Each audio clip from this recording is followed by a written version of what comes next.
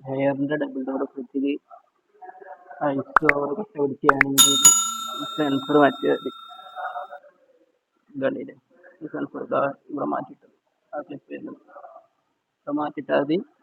പിന്നെ heater check ചെയ്യുക. Heater check ചെയ്ത് അകത്തുനിന്ന് ചൂടിൻ്റെ ഔട്ട് നോക്കിയാൽ വയറിട്ട് ചൂടിൻ്റെ ഔട്ട് നോക്കിയാൽ റെഡി ആവും.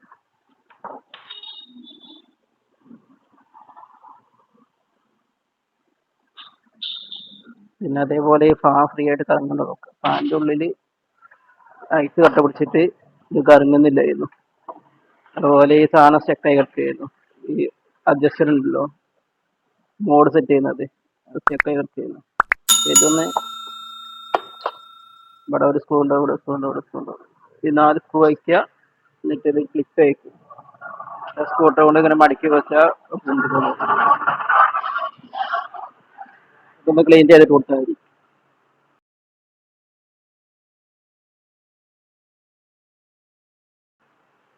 പിന്നെ മാറ്റിയപ്പോൾ ഈ സെൻസർ കൂടി മാറ്റുന്നത് നല്ലതാണ്. 2 സെൻസർ കൂടി ഒപ്പരം മാറ്റുന്നത് നല്ലതാണ്.